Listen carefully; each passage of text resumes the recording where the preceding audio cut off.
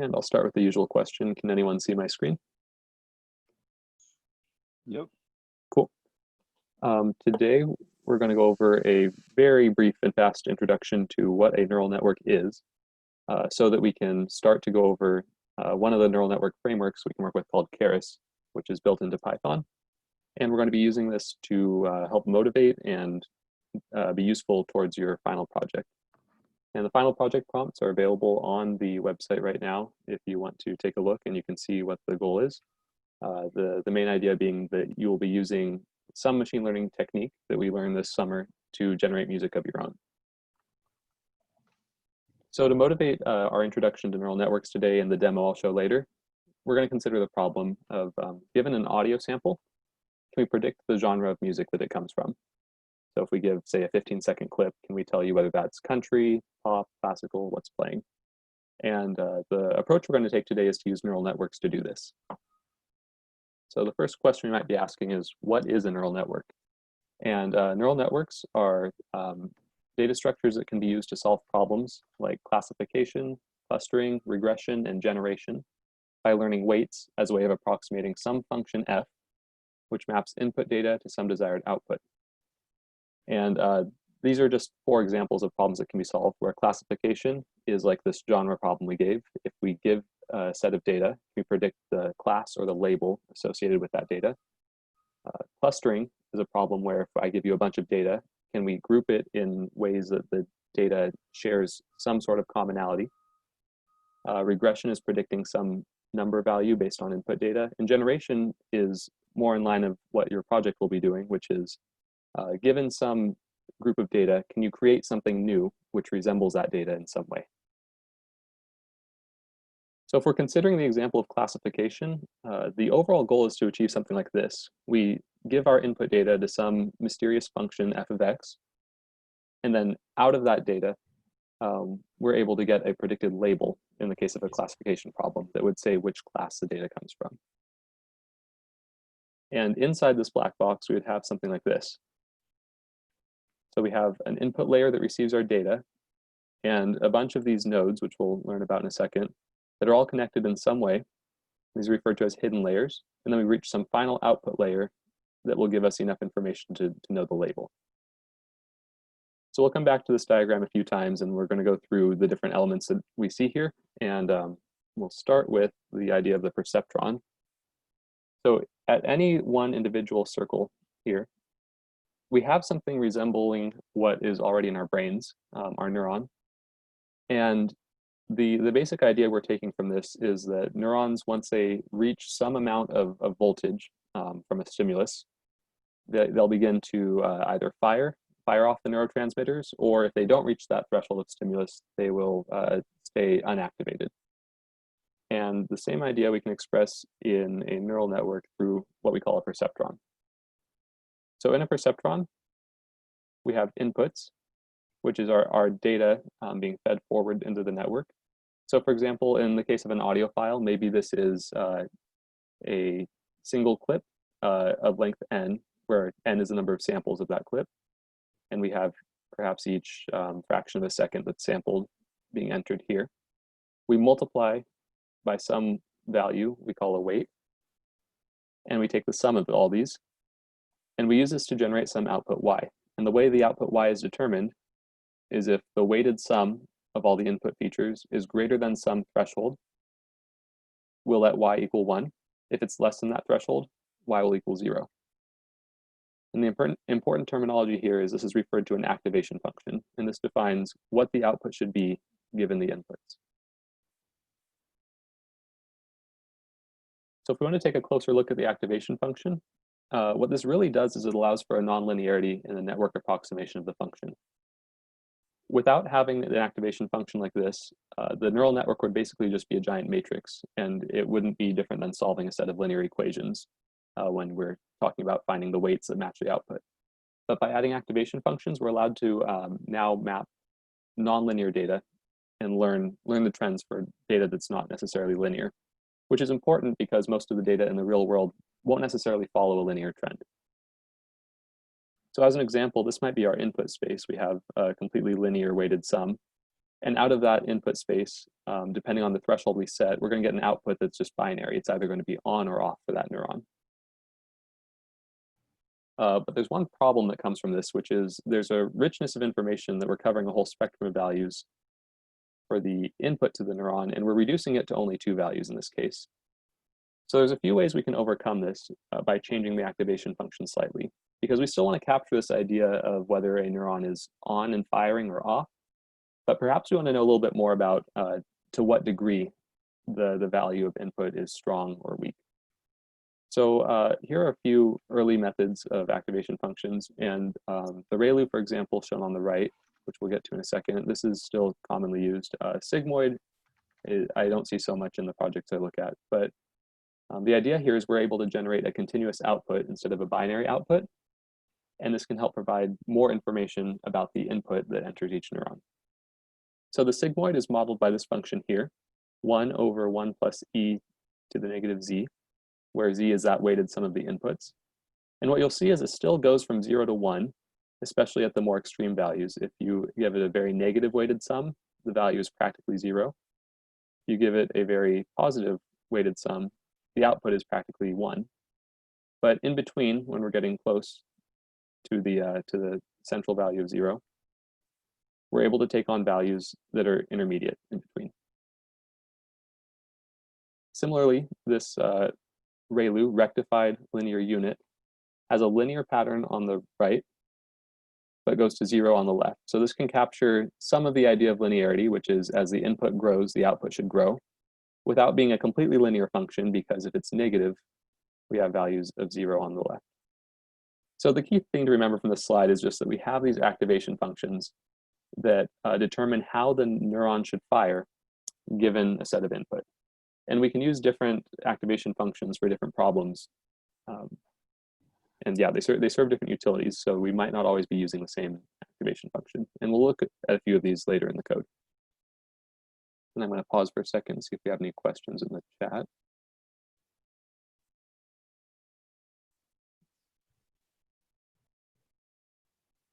Nothing so far. Cool.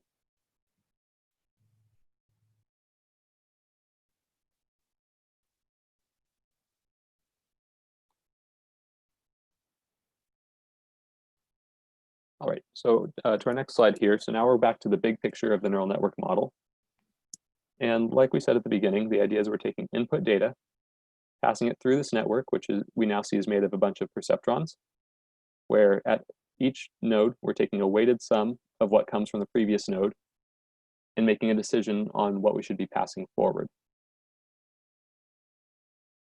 And if we initialize all the weights randomly, we know that we'll get some output for the input, but there's probably going to be some difference in the output we get for our predicted label versus what the actual label is. So we can define this difference via a loss function, L, which serves as a metric between the predictions made by the network and what the true values should be for a given piece of data. So to illustrate the idea of a loss function, here are 2 examples. And the key thing is different loss functions are used for different problems being solved by the neural network. So if we're doing something like regression, where we're getting numerical output from the network, then we might use something like mean squared error, where if we're trying to predict, say, the temperature on a Tuesday of a month, given a variety of environmental factors, we might have a temperature known and then the temperature predicted. And so we can take a mean squared error between these two, and this will define how the network is performing. If there's a high amount of error, we need to fix the weights accordingly. If there's 0 error, then we know that our network is trained properly. Similarly, if we're doing a categorical problem, like the one we were looking at for classifying music samples, we might use something like cross entropy. And cross entropy says we take the log of the predicted probability that our sample comes from a particular class. And if we sum these together, we'll get a function which represents how well our network is performing. So if the predicted class is 100% correct, we'll get the log of 1, which is 0. So the cross entropy is 0. For a perfect prediction, there's no loss. On the other hand, if we get a value close to 0 for the predicted probability of a class, of the correct class, this log is going to shoot to negative infinity, and then multiplied by a negative sign, we're going to get a very, very high amount of loss for a poor prediction. So the takeaway from this slide is just that we have different loss functions that correlate with different problems. And these are just two examples of many loss functions that are used. So the question we're going to answer now is, how do we adjust the weights that we have in the neural network so that they perform to solve our given problem? So ideally, we're trying to get the loss value to go to 0, which would mean the predicted output matches exactly the output we would expect. And the only way to reduce this loss is by changing the values of the weights within the network. Those are those W values from those perceptrons. So the question becomes, how much should we change each weight given a piece of training data passed through the network? And the answer to this is we use the gradient of the loss function with respect to the individual weight. And that's shown over here on the right. The notation for these equations are using C for cost instead of L for loss, but it's the same meaning. The idea is we'll take our loss function and take its partial derivative with respect to each weight available. And then we can adjust the weights W by subtracting some learning rate, which we define, times that gradient. So what this does is that if the gradient is large, if there's a very large impact of, say, W1 on the loss function, then this value gets larger, so the weight is changed more dramatically. The larger the impact of a weight, the more that weight will be changed in the process of backpropagation. And this is a way to optimize the network to try to model that big function f of x the best we can. So I'm going to show a few different pieces of terminology we're going to see in the demo in a little bit. And the point here is not to say that these are the only layers you might see in a neural network, just to show a few examples of ones we'll be looking at today. The first is referred to as a convolutional layer, and you might have seen these more commonly in image processing problems to start. But the idea is we'll take some image, which is represented by green in this case, and we can imagine there's green underneath these yellow cells. And we're passing this group of yellow cells called a filter over the image repeatedly, such that we cover all cells with the filter once. So in this first case where we have the upper left corner being analyzed, you can see the x1 values and the x0 values here. And in this hypothetical setup, we have a weight of 1 if the value is x1 and 0 if it's x0. So what we're doing, is we are taking the sum of all the x1s here. So we have 1, 1, 1, and 1 to get 4. So that's a single convolution operation. We'd pass this filter over the image, scanning all the rows, and we would fill this matrix to be passed forward to the next layer of the neural network. And typically what happens is in a single layer, we're not just passing one filter over the image. We're passing a collection of filters, which we can define how many we'd like to pass through, and we can define the size of them. And what this does is it creates not just one convolved feature map, but a whole stack of these, like pages. And each of these can now be used as input to the next layer. So what this does is it takes a large feature space and reduces it in size. Another way we can reduce the size of a feature space is using a max pooling layer. And in this case, we take a look at groups of cells from a matrix and reduce them on some quality to give a single cell out of many. So in the case of max pooling, we're taking the max of a group of cells. So if we look at this top right here, we have 1, 4, 0, and 6. And from these 4 cells, we reduce it to 1, their maximum 6. And likewise, for each of these colors, the same thing is happening. So max pooling is not the only version of a pooling layer. You also frequently see min pooling, where you choose the minimum, or maybe even average pooling, where you take the average of the cells. And we're basically just picking one representative value to move forward in the network. And the choice of the value to move forward, again, depends on the problem we're trying to solve. So the next idea I'd like to introduce is the fully connected layer, also referred to as a dense layer. And the idea behind this is that if we're choosing the way that the neurons are connected to the neurons of the previous layer, one way that makes sense is to connect every single neuron from the previous layer to every single neuron in the next layer. So if we look at this green layer as an example, the one labeled as fully connected, we can see that each node in this layer is receiving input from all M, which only has 3 displayed right now. All 3 of these are feeding in to each neuron. So x1, x2, and all the way through xn goes to each of these. And likewise, from this layer, we can see that all 4 of these nodes are fed to the output values as well. So this property we call fully connected, and it's a way of sharing information completely across every node of the network. And remember, with each of these lines, there's a whole set of weights that determines how much of this input x1 is given to this screen layer here. And these are a few more advanced topics that are going to come more into play as we look at larger network structures. So when I say network structure architecture, I'm referring more to this idea here. What is the shape of this? How many layers are there? And what is the nature of each of those layers? So if we look at a few of these, this is that typical feed-forward perceptron unit we were looking at originally. And if we want to give our network a sense of memory, which is especially useful given some time-varying data, then perhaps we have our input, which feeds to our output just as usual, but it also remembers the state it's in of its last output and treats that as input to the perceptron for its next pass. So in this way, the perceptron gains a sense of memory because it calls the last state it had and uses that as input to determine the activation.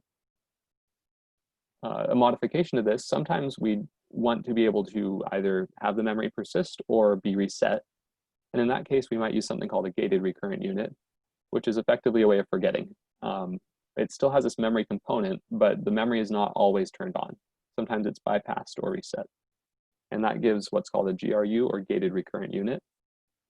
And I'm only bringing this up because we're going to see it in the example later, and just want to give a high-level overview of what types of things we're going to see in Keras. So now from a standpoint of overall network architectures, one architecture is called a bidirectional LSTM. LSTM stands for long short-term memory network.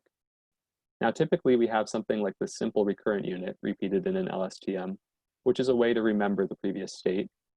But sometimes it's more helpful not to look only to the previous state, but also to the future during training, which gives the idea of bidirectional. This one is not only looking backwards in time, but also forwards. And again, we have our usual sequence here. We have our input data over time, and it's fed to the network. And you can picture those perceptrons as being an abstraction of what's happening here, followed by an activation layer, which determines the output, and then the output is passed forward.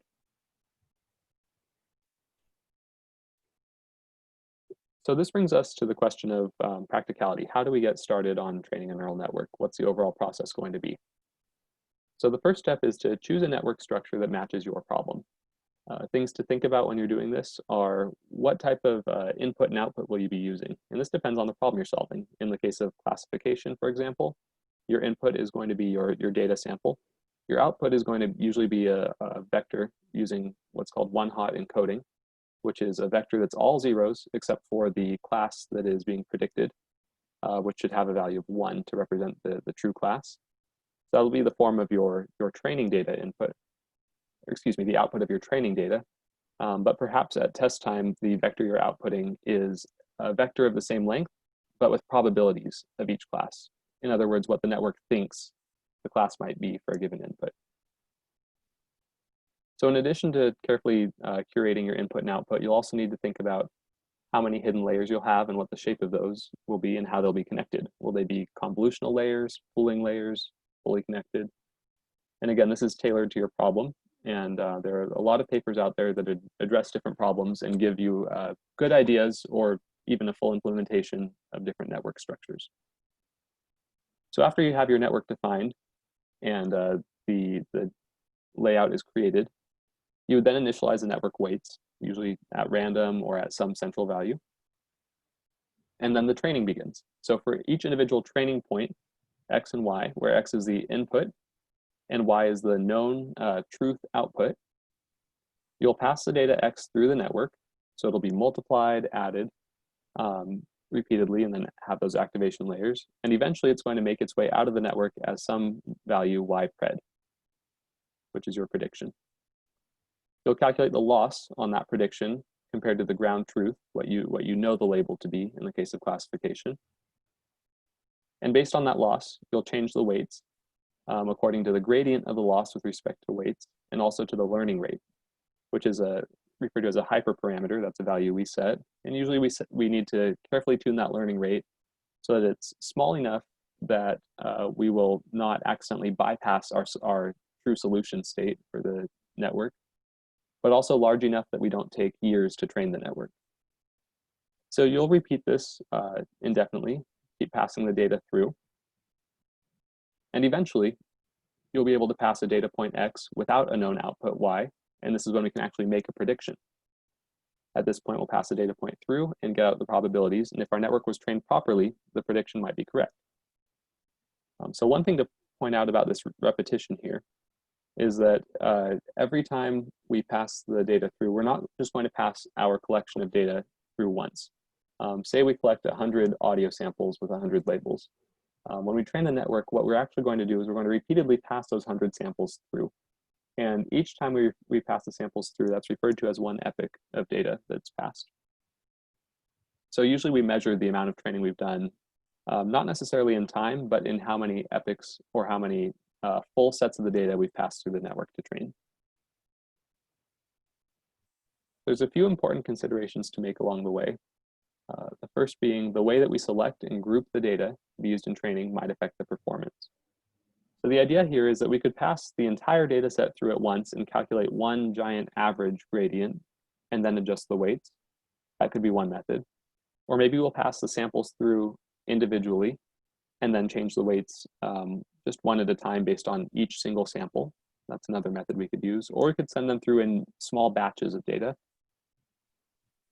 And the reason you would want to prefer small batches is because it's slightly easier to compute the gradient, and also when you pass an individual data point, if that data point is an extreme example, or even maybe an outlier or not representative of the trend, that data point can influence the weights early on and set those the weights in a trajectory where they might never reach the solution or would reach it very slowly.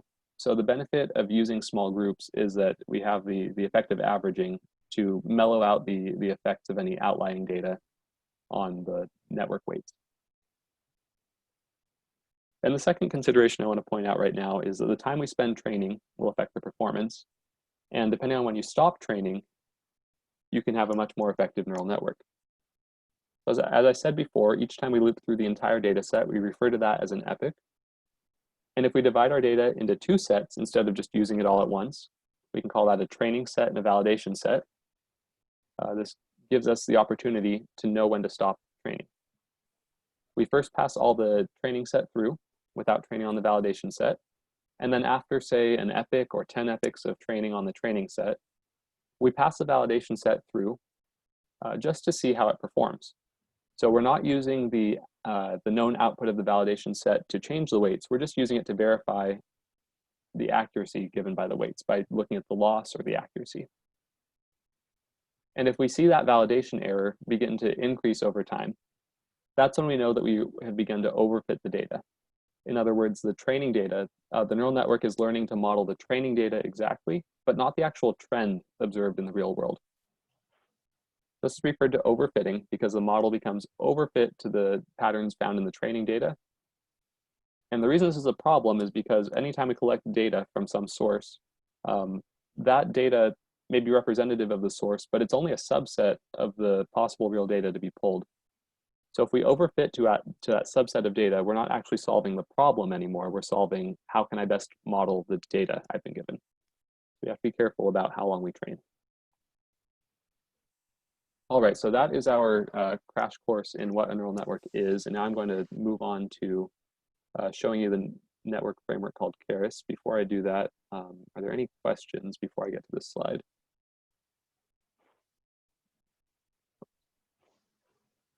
Let's see, how do we get to the chat here?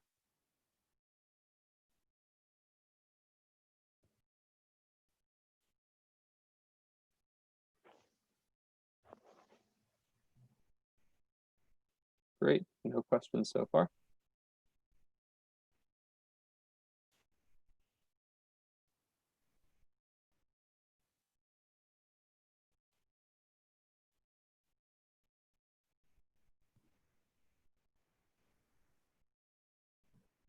Okay, so in terms of getting started from a practical standpoint, as we can see, there's a lot of different components that go into a neural network. We have those loss functions, calculating the gradient along the way, activation functions, not to mention how the data is managed at the layers of input and output.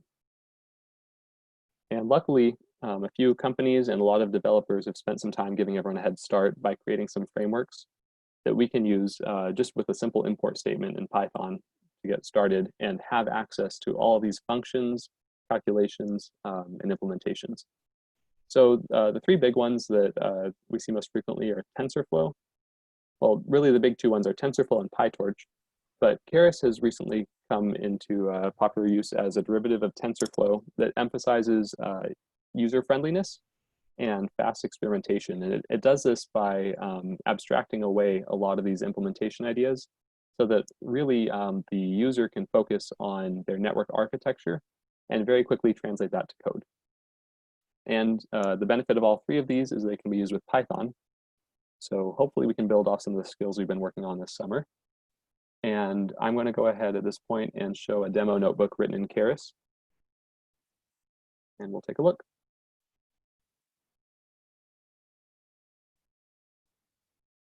So this demo is used to illustrate the problem I introduced at the beginning of the lecture, which was if I give some audio samples of music, can we predict what genre they come from? And this demo is based on implementation by Priya Dwivedi, who wrote a great article about how she came up with her network model. And if you're curious more about her network architecture she chose, which I'm not going to go into much, do go read her article. It's interesting. And the overall structure she uses is called a parallel CNN-RNN, which I'll discuss briefly when we get there. But in terms of network architectures, that's going to be something that we learn about in the next few weeks. Today, we're just focusing on the Keras fundamentals and what neural networks can do. So as we've seen in the previous assignments, at the beginning here, we just have to import all the packages we'll be working with. And the main one we're using today is called Keras. So we import Keras just to get all of the main functions implementations from the core, but also we'll be looking at a few different models. So like a sequential model, which is just referring to layer after layer after layer. And then we have these different types of layers. So we have the usual input layer, the dense or fully connected layer we talked about, bidirectional layers, long short-term memory, activation. These are all terms that we've seen now in the slides. And the nice thing is by importing them from Keras, we don't need to implement them at all. We can just define them directly in one line and use them. Then we have our convolutional layers, our pooling layers. So I'll go ahead and run this first. And the next thing we have to do is define what our data is going to look like. So since we're dealing with genres, this is a categorical problem. It's a classification problem. And the different categories we have in this case are electronic, experimental, folk, etc.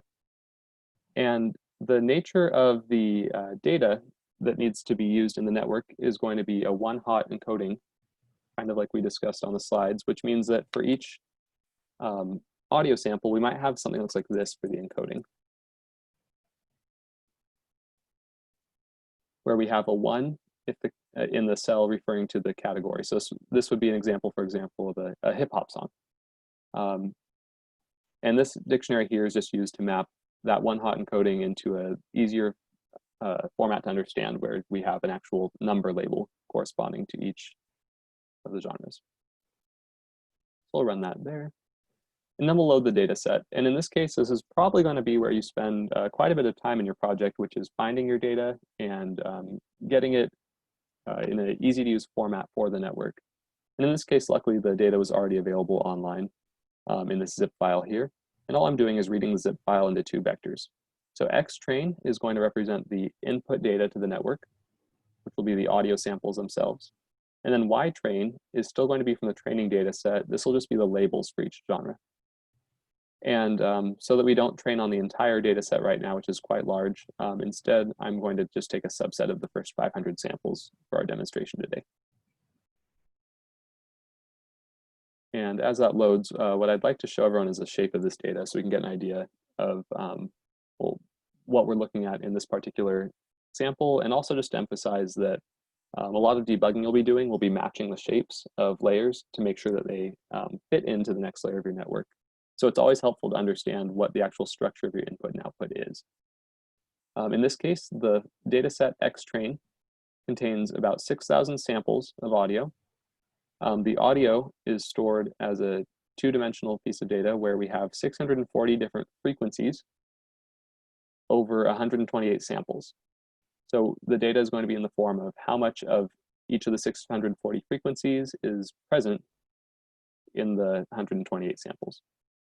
On the side of output, we have the same number as here, which makes sense. For each input, we have an output label.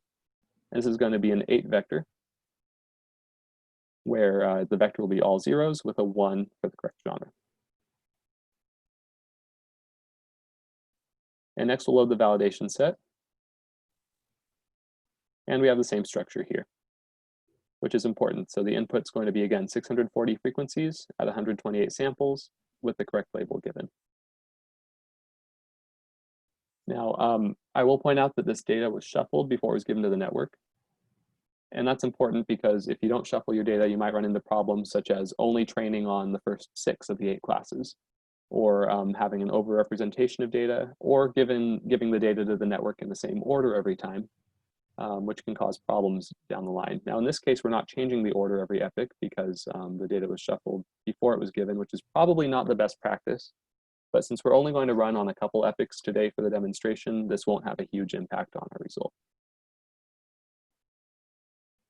So the first thing we can do is just better understand our input data. We'll take a look at one single data sample. So I chose arbitrarily sample number 300 to take a look at. And I'm going to go ahead and visualize the spectrogram. Don't worry too much about the code here. All it's doing is just showing the spectrogram like we've been doing in our homeworks. And all this business here with the genre and reverse map is just so we can print instrumental and show what type we're looking at. So here's our usual spectrogram we've been looking at. As you can see, we have these different frequency bands and their weights over time. And so over here, this is that dimension of 640 we were looking at before. So we have 640 frequencies being sampled. And here represents the 128 samples that are taken over time.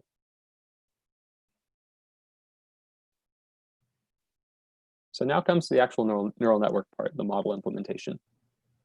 The first thing we do is we define a few of the hyperparameters. Those are things that are, we refer to the network weights as parameters, and then the hyperparameters are the large-scale architectural choices we make. So we define the number of classes we'll be using to give the shape of the output, and the number of features, and the number of time to give the shape of the input. And as I look at this, I realize that I have been telling you in reverse what has been going on before. So actually, going back here, we have 640 samples and 128 frequencies. So again, here, 628 sampled moments, 128 frequency bins here. So now that we've given a little bit of structure to the input and output, this is a cell where we actually build the model. And the way we build a model in Keras is we define each layer using the abstract implementation given. And then after we define what the layer is going to do, we give the preceding layer as a call to that function. So the initial layer we have is just the input to the cell, or excuse me, the input to the network, which is the audio file. And then immediately following that layer, we can define the next layer, which in the case of this implementation, it's a convolutional layer. So we call conv2d. And these are the things that we can change inside the convolutional layer. We can define how many filters are given, which was the different distinct matrices that we're overlaying over the input matrix. We can define the kernel size, which is the dimensions of that filter. Stride refers to how quickly we pass over the input matrix, whether we stop and scan through every single column and row, or whether we only use, maybe we skip every extra entry. This is just a matter of how much data we want moving forward to the next layer. You have a question? Okay, padding refers to how we can add zeros, ones, or other values to the ends of the network. Sorry, not the network, the data being passed through. just to make sure we can complete the convolution. And then we have the activation function we talked about, which is very important. This determines what the output is given the convolutional layer. In this case, we use that ReLU, rectified linear unit, which is basically going to give the same value as the input. Unless that is a negative value, then it will return 0. And finally, we give this layer a name, which is helpful later when we want to view a summary of our network architecture, which Keras can print up very nicely. And we just use this name to handle that. So as you can see here, the grouping done for this architecture is basically a convolution followed by a pooling. In this case, they're using max pooling like we went over in the slideshow. And this convolution then pooling is repeated 5 times. And the only thing changed during each of these layers is the number of filters being used.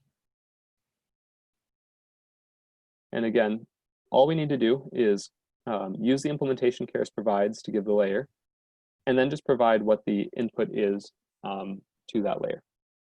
So as we can see, conv1 takes in the input, pool1 takes in the output of conv1, conv2 takes the output of pool1, and from this, you should be able to actually draw on paper what your network looks like. So the particular architecture being used, this is a common feed-forward network here, but the author chose to do a parallel CNN-RNN model. And this gives us a chance to see something interesting in Keras. So this is the CNN portion, the convolutional neural network, made up of a bunch of convolutional layers. And down here we get to the RNN layer, which is where we have a recurrent neural network based on memory.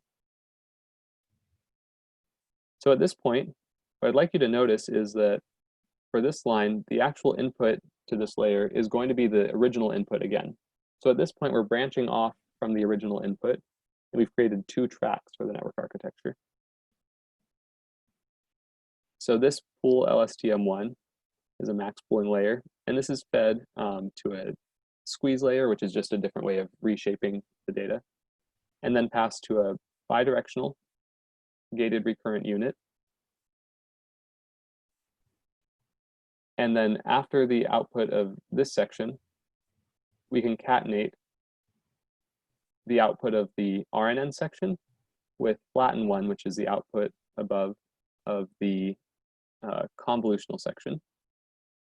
So in this way, our network can take advantage of 2 different parallel paths of solving the problem.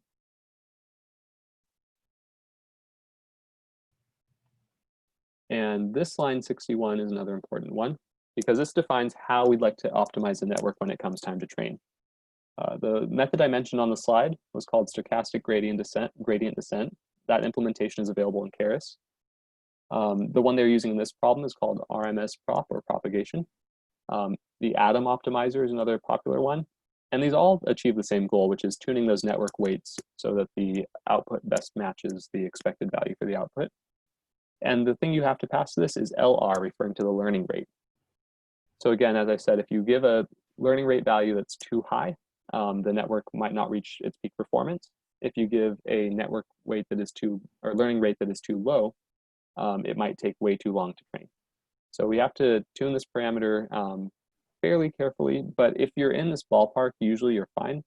And the process of tuning hyperparameters is quite long, because you basically have to train the network each time with each different hyperparameter so that you can get the output you want and determine which value makes most sense.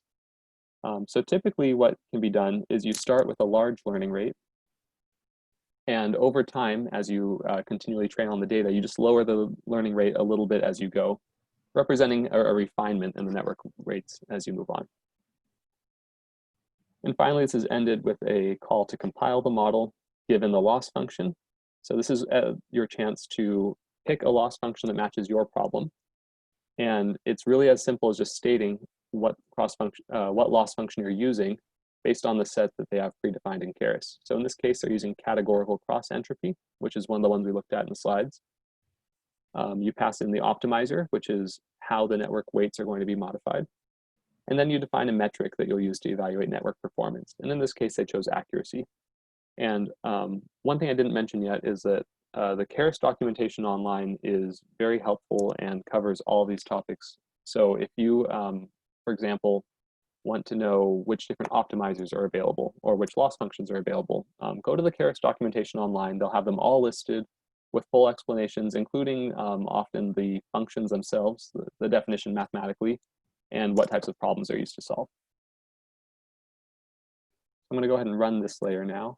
Make sure I ran the previous one. Okay, so this is our model definition cell that we just looked at. The next cell now defines the training procedure, which is towards the end. This is now the process of taking in data and adjusting the weights. And this defines how we would like that process to flow. So again, this is just giving that input shape we talked about. There's 128 frequency bands, 640 frames.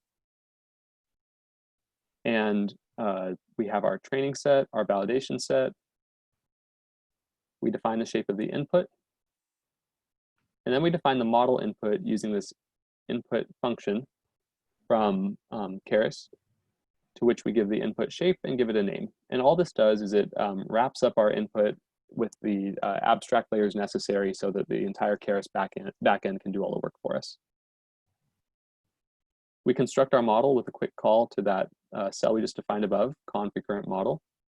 And all we pass to it is the model input, which has information about the shape and the, basically the shape of the input we'll be passing into our neural network. Don't worry about this checkpoint callback. We can get into that later when we start working on projects, but this is basically a way of checking our progress as we go and saving our progress as we work through training. And the reason we might want something like this, just throwing a direct example to UCSD, if we end up working on the data hub times out every 24 hours. So if we're training for 48 hours, we're going to have a huge problem when our network crashes on hour 24. So what we can do is we can save the model as we go, which is after every epoch, 10 epochs, 100 epochs of training, we can just hold on to all those weights for the model and then reload them next time when we want to continue training. And again, this is all available in the documentation to understand how to best make use of these. And then this is the reduction of learning rate I was talking about before. So this says, basically as the validation accuracy begins to decrease, we can choose to lower our learning rate by a factor of 0.5. Patience refers to how much tolerance we have. As we look at the different validation accuracies, we might see that it goes up for one epoch, then down, then down, then down, then up. Patience is just determining how much we should wait before we lower the learning rate, because perhaps just one pass of the data was a fluke.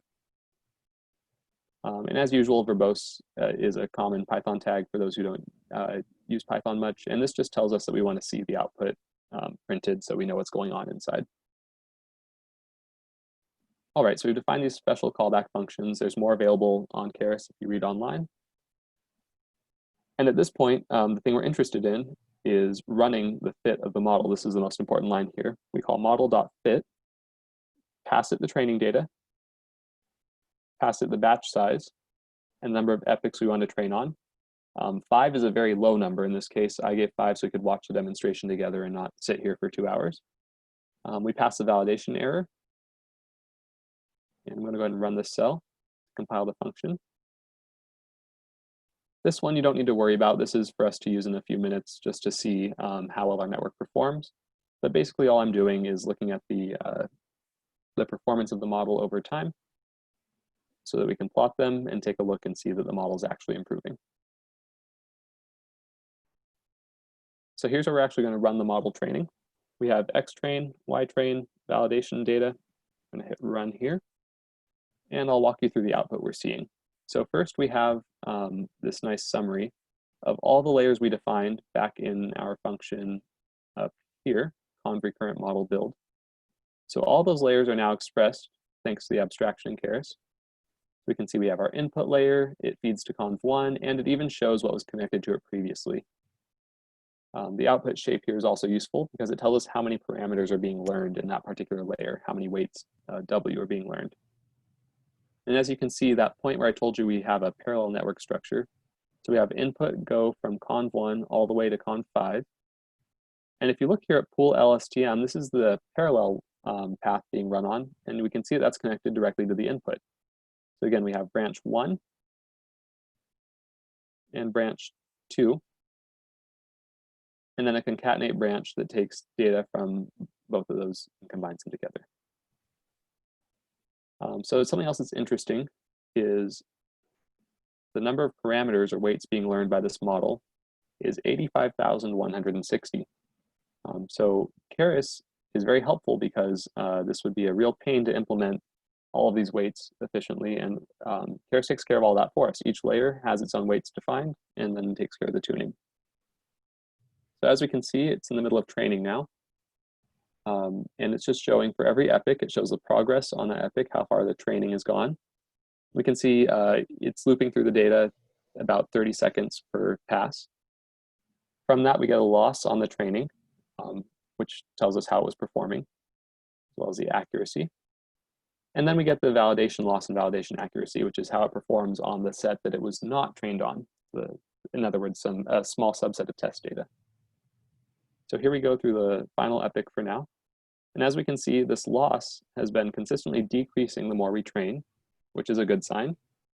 The accuracy hasn't been strictly going up. We can see that between epochs 3 and 4, there was a brief decrease in accuracy, but in the aggregate, it is going up, which is good. That's what we'd want to see.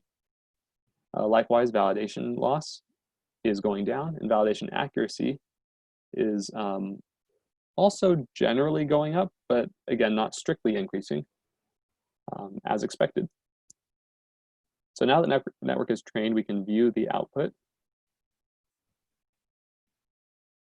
So this shows the training over time, and this will be a common network output that you'll want to show as you work on your project. So we see here, blue represents the training data, and we can see that the more we train, the better the accuracy becomes. For that test set we looked at, our validation set, a bit bumpier of a road, but overall we increase in accuracy from where we start. Likewise, for the loss function, we would want the loss to always be decreasing, and we see that's true for the train and true for the test. And as I mentioned in the slides, what we're looking for here in this loss, eventually you're going to have, say, 100 epochs being shown. And that training data, the loss is always going to go down, because that's what our gradient descent or optimizer does. It finds a way to optimize to the training data. But at some point, you're going to notice the test is going to make a U-shape. It's going to be decreasing, decreasing, decreasing, and then it's going to start to turn upwards.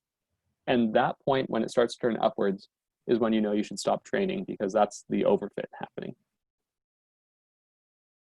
So finally, we'll take a look here at the actual performance of the network, and we can use this to talk about a few different metrics that are used. So we're going to show the classification report.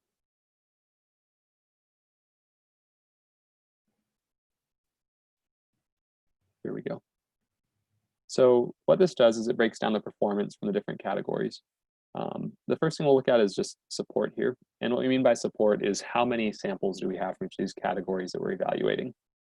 Luckily, the data set was perfectly uniform, where we have 100 from each category. And then we're looking at a few different metrics of how the performance is going. So precision refers to of all the data that was labeled as electronic, how many were actually electronic. And we hit about 20%. Recall refers to of all the data that is truly electronic, how many are found. And so for that one, we did much better. We found 82% of the samples that were electronic, the network was able to identify. And you can see that precision and recall are asking slightly different questions, which, depending on the purposes that you're training for, what problem you're trying to solve, you might want to emphasize one over the other. This is common for something like an email spam filter, for example, where it's better to catch a little bit more than it is to catch less if you want to have a super secure filter. But if you're worried about over filtering, then maybe you emphasize only catching the strongest examples of things you don't want to pass through. So you can combine these two different metrics together in something called the F1 score, which we can go over the formula for that later, but it's a way to combine precision and recall to get one aggregate statistic. And as we look here, just off a very, very brief training session, we can see that the network is performing not super well, but decently and better than we would get for initializing weights at random. And so that is the end of my Keras demonstration and my intro to neural networks for today. So at this point, I'd be happy to take any questions or discussion, and we can refer back to the slides if needed. Let me go ahead and check the chat. No messages there. Yeah, any questions?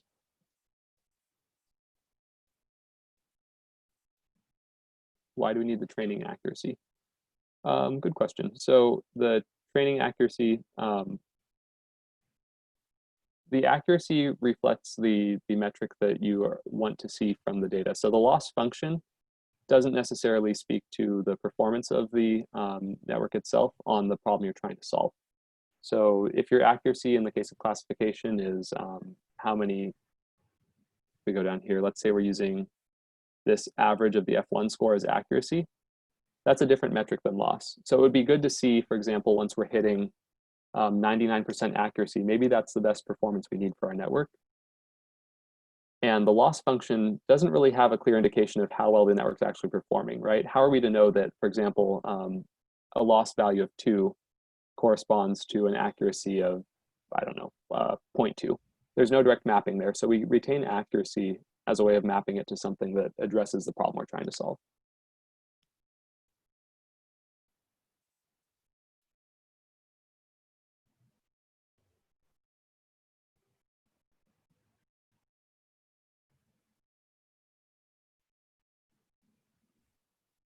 Any other questions?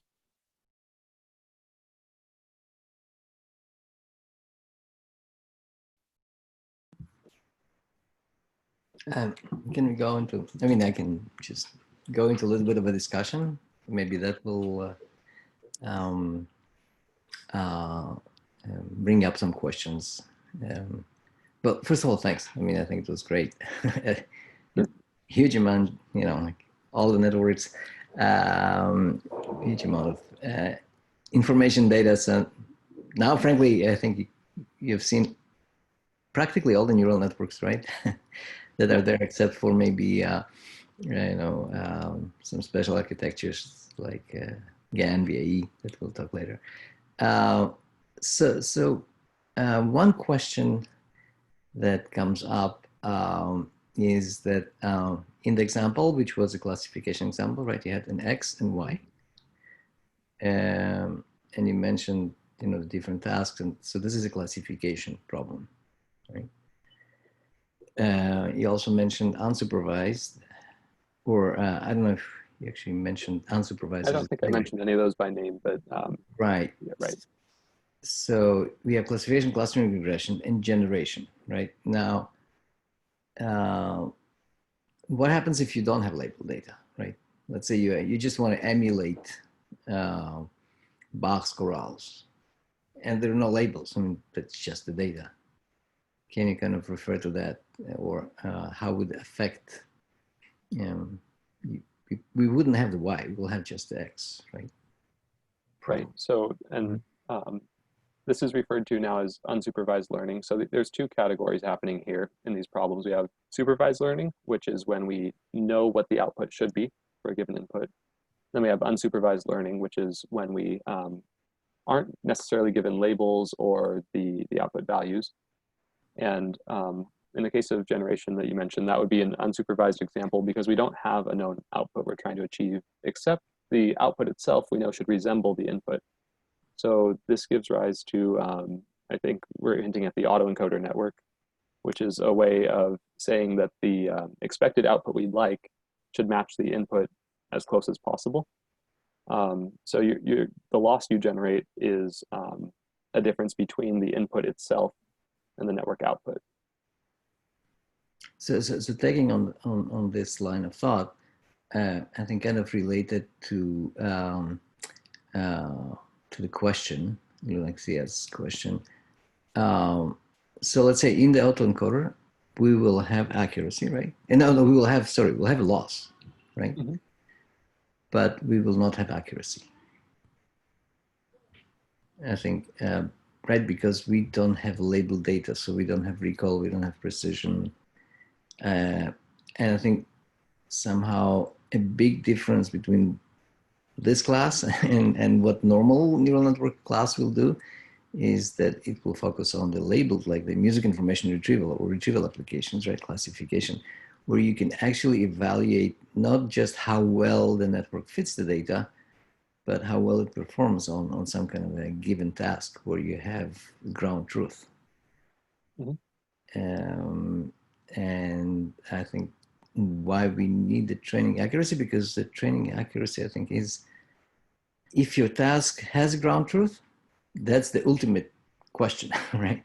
It's not just how well the network approximates the data, it's actually how well it can perform a task given that model, right? So we approximate the data with some statistical model, and then we do a decision based on that statistical model. So accuracy involves that decision making. Well, generative part only wants to fit the data and then generate more. Now, as kind of technical as it sounds, it actually makes a huge difference. I don't know, for the good or for the bad. You know, I don't want to say if I left engineering because of that and moved to music. But you know, if you want to publish a paper, you better have accuracy to report, right? Because you need to evaluate. Uh, if you want to create a music that generates, oh, a system that generates music, you have a real big problem evaluating how well it works, because we don't have accuracy criteria. We don't have ground truth unless you go and you ask other musicians what they think about the music, right? But you don't know what to say about kind of the performance. Your performance metric is accuracy. Your fit metric is the loss. And you can train your network to match the data to some extent. You might overfit, which would be too much. Without accuracy, you even wouldn't know that the network overfits. Right? It'll just um, go and you know, as more you train it, the better it will memorize the data, right? Somehow. So I think we'll have to deal with this kind of philosophical slash conceptual but very technical question in your projects, in the student projects here, because we kind of try to emphasize the generative part, and depending, of course, on the project. If the project uses labeled data, which means that there is some kind of classification issue, some sort of a question about, you know, how would a computer come up with a result on a larger set of data, but we have people or some other hard evidence that, you know, these categories are the way they are. So core classification would be something that you might have the ground truth and you will be able to calculate accuracy. But if you take some, you know, some recording and you want to generate more examples, how would you really test that? You will just show that it has some kind of a loss relative to the data.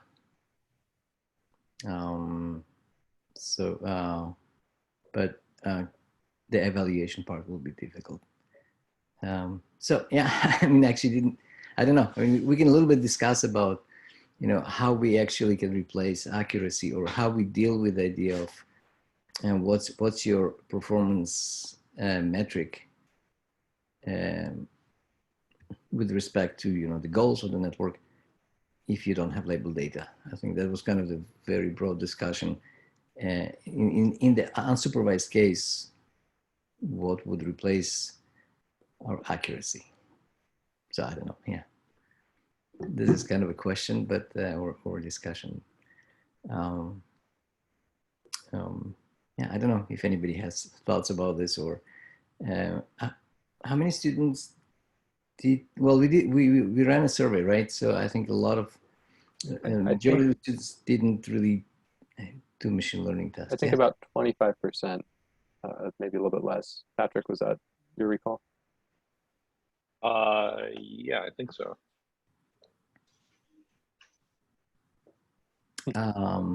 Yeah, exactly. So the comment, the discussion, kind of reflects exactly the point is that there is no ground truth in generating music, right? So of course it's very hard to quantify what a good generative piece is, and in some sense it's not only makes it difficult to um, justify your work in the sense of getting it published or stuff. I mean, unless you go and you just show in a proof is in the pudding, or some people call this more of a design criteria, usability. You create a system, and if a lot of people use it, that's probably a good system.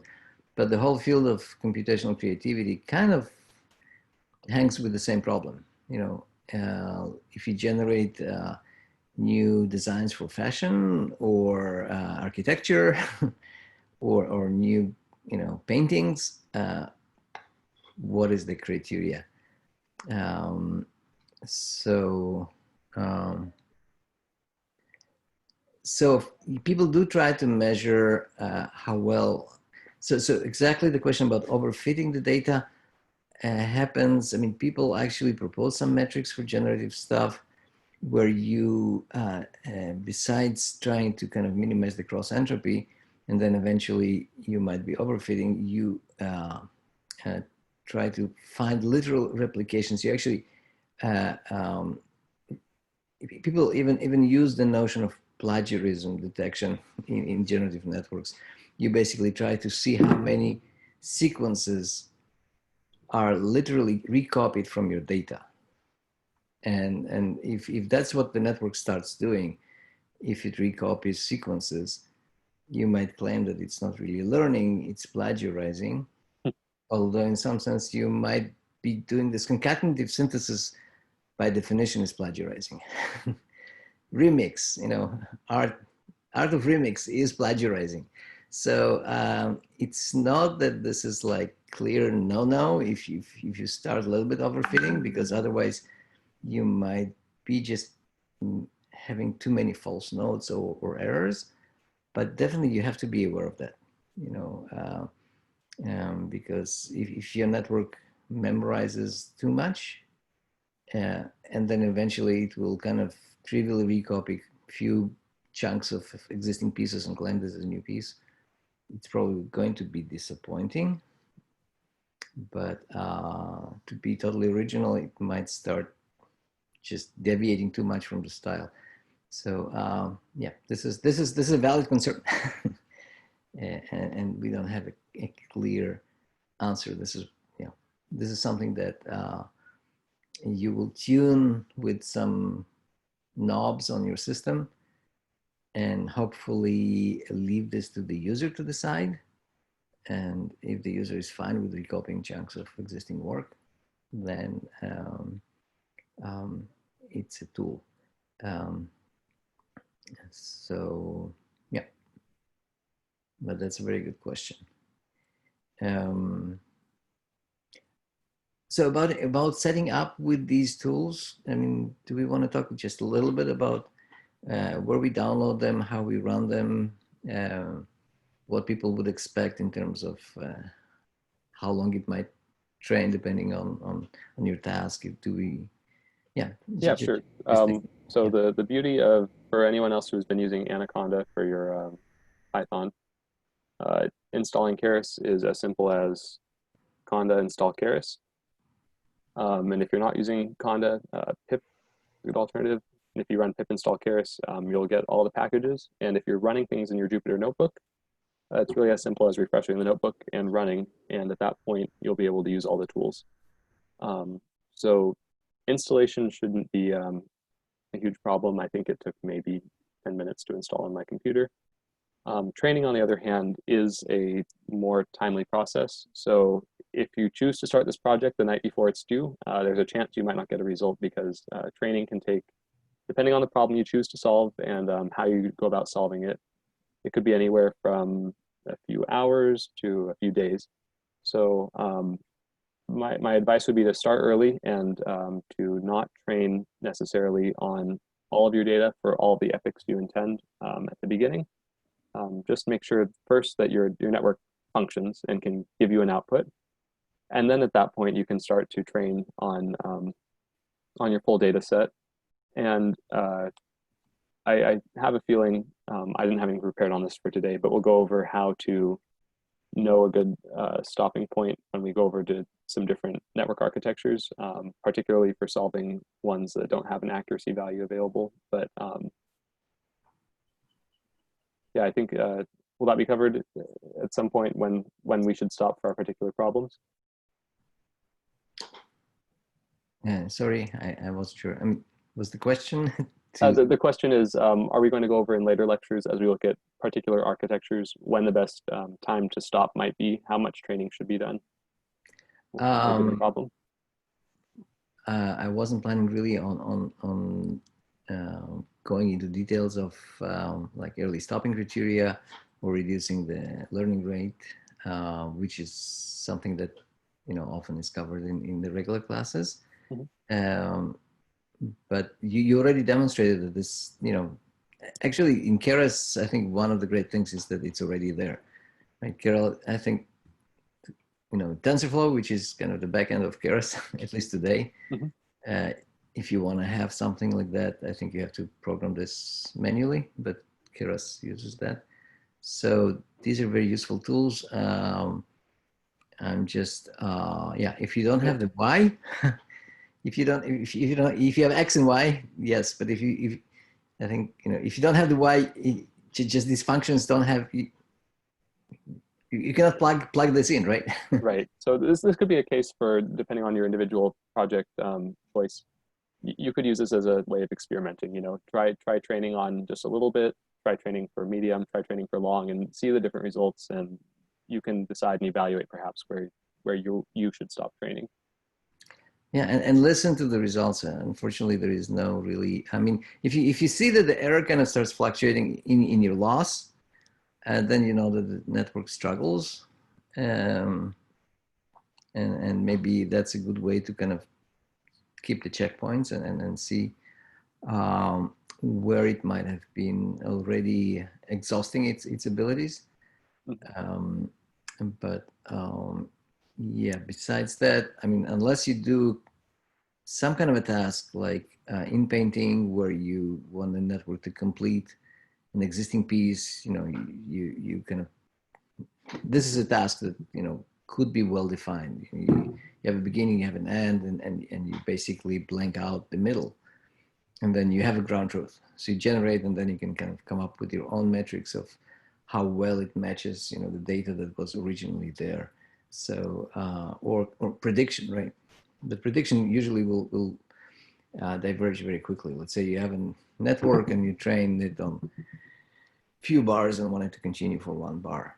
Well, you probably have a ground truth because you have the true continuation, but very quickly it will deviate, and then the question would be, well, maybe the music sounds right, but it's very different from that musical piece, and you will not have many musical pieces that have the same beginning and different continuations. So it's going to be very hard to go beyond like prediction of few notes where you might have like many pieces that kind of have roughly melodies that are similar and few continuations, and you can run statistics on that.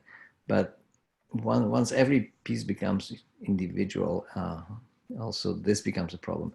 But there are ways kind of, so prediction or in painting, I think, could be defined more precisely. In ultimate cases, people just go and on Mechanical Turk and put their examples and ask people for their opinions. Or you engage an expert and be nice to him, so he'll tell you that your network is great. Frankly, people do that. I mean, they actually,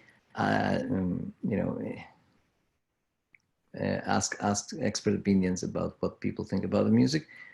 But that's also a double-edged sword, because it could be that you compare networks and all of them are not great. So, you might get better responses, less, more enthusiastic, less enthusiastic, but then you listen to this whole thing and you say, well, it's actually,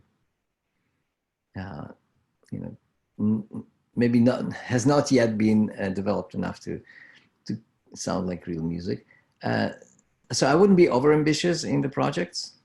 I wouldn't kind of claim that a system will be able to be the next Mozart, but perform kind of a limited musical task, emulate some style for a short while, maybe try to create accompaniment, or, I mean,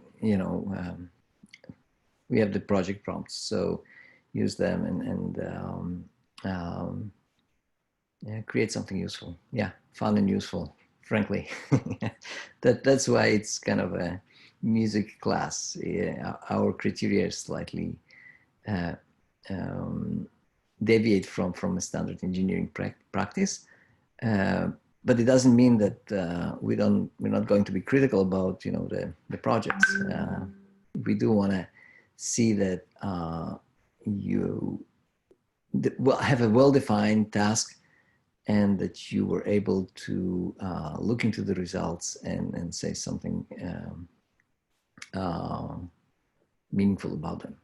So I know that's the beauty. That freedom it could be frightening, it could be also liberating. So navigate that carefully. Yeah. Okay. Yeah, maybe one more comment. So or question. Uh, Keras versus TensorFlow, because some people might be downloading packages with Keras, but it will be older versions which are standalone. The newer ones are on top of TensorFlow. Um, any kind of comment about that?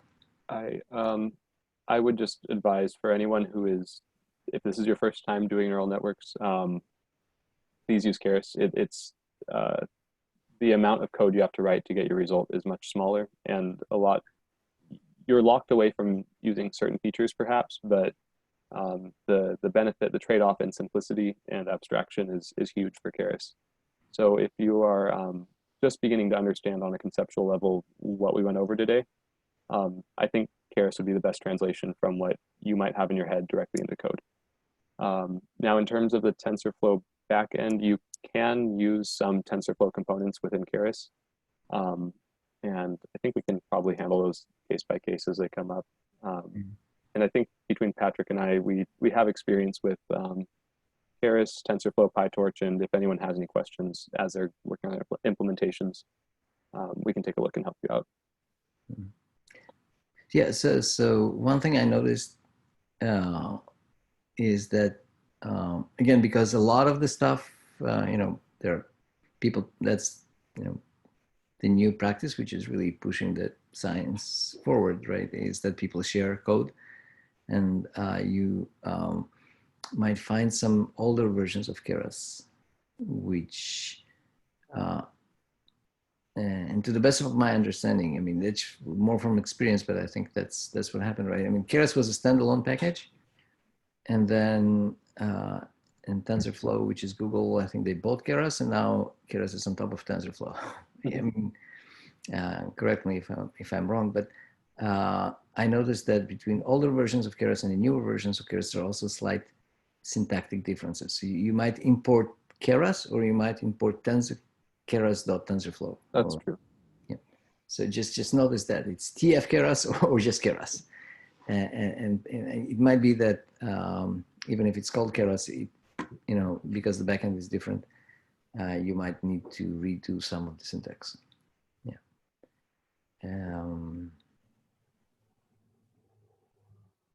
Yeah, and then maybe just another comment, since we still have a few minutes. The syntax or the concept of building a model, right, and then model fit. I think this is very much the programming, I would say, convention for machine learning. Right? It's the same approach like in scikit-learn. Right? You build a model, you fit the model, right? And so if you don't mind, kind of just maybe running quickly around through these points. So, I mean, the key process that you're outlining here the key process again, is Yeah, first we define the model, which in this case, this line. Mm-hmm. Then you fit the model to your data. In this case, we have our fit command. And then after the model is fit, you'd call model.evaluate on something. And this happens. Actually, I think this might be built in at this point.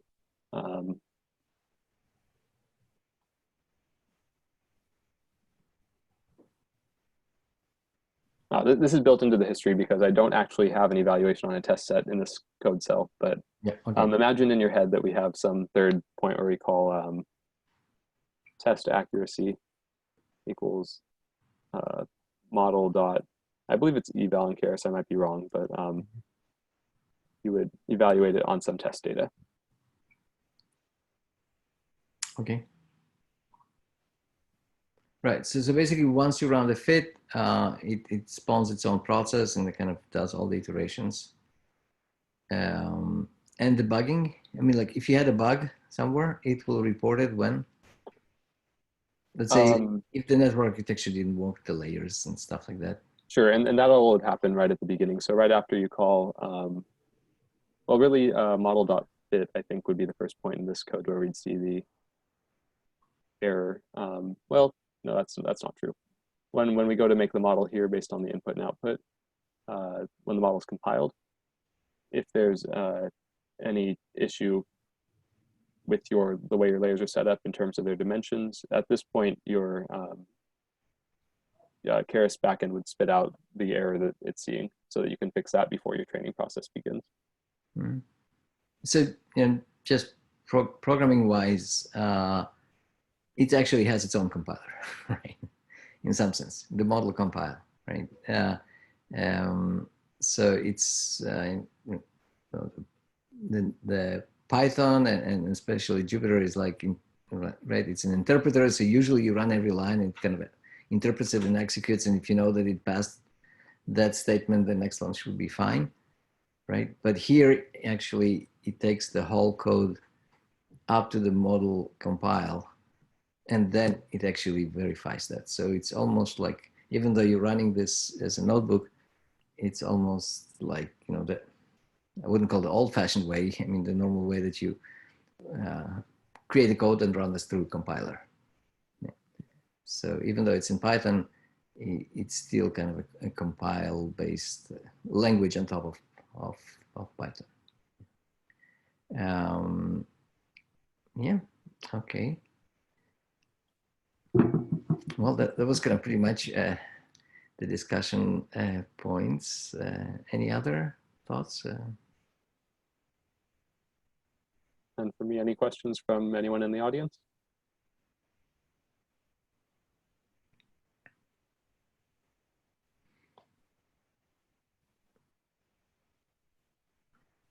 Okay, yeah. So first of all, thank you so much. Great job. Of course. And we'll kind of try to keep now, the focus on machine learning. I was just kind of wondering. It's me kind of thinking aloud. A lot of the examples that I've been thinking were in TensorFlow, but we can discuss, for instance, what examples we provide maybe as ideas or templates for projects. But yeah, the underlying concept will be now to move to these architectures with running these optimizations loops. And we mentioned the hidden Markov model, right, which runs the EM algorithm, which is kind of even maybe more kind of special way of generative model that requires special algorithms. But that's kind of the setting. Like we move from feature analysis and representation to building statistical models. And with these models, we can then generate more examples and hopefully evaluate them in some way. Okay.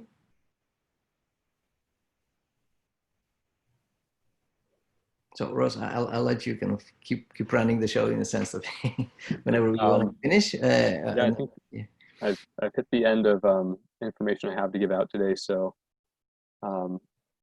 please, if anyone has any questions, happy to take them. Otherwise, I hope this was useful review to those of you who've seen neural networks before, and not too abrasive an introduction if you're brand new. I promise they're fun to work with and pretty quick to get started in Keras, even though there's a lot of code here. It's really following that standard template we discussed where we have a model defined, then a model fit, and then a model evaluate. So yeah, from here, if no one has any questions, I think this is the end of my lecture for today.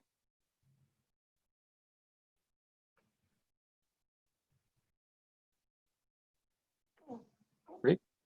And I'll be sure to share this this code example on the website, and also with a link to the original article. If you're curious about the architecture itself, that parallel CNN RNN, she discusses that in a little bit more detail on this page. And if you go to her GitHub, there's a lot more code that can do more complex things than we showed today. So please feel free to check that out. And yeah, I think that's it for now. Quick question, can you use Google Colab? Yeah, that's a good question. So yes, please use Google Colab as much as you want. I know some students have been using that as an alternative to running their notebooks locally, in particular because Colab has a lot of the libraries already installed. So the headache from packages having some conflicts for installation, that's usually resolved in Colab. One challenge with Colab, though, is that there's a limit to how much and how long you can keep data on their server. So just be aware of any limitations before you start a large training process with how long you can use it. But yes, feel free to use Colab. I think we are still in discussion on possibly setting up a data hub if anyone wants to run on the UCSD server for their training. Yeah, hope that answers your question.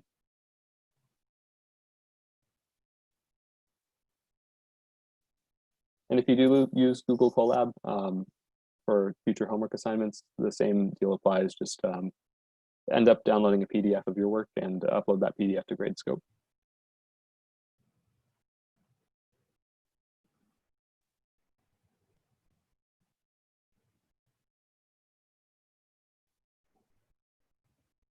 Great. If there are no other questions, I think I'll declare that we're done 5 minutes early today. If anyone wants to get a start on homework 2, and please keep posting on Piazza.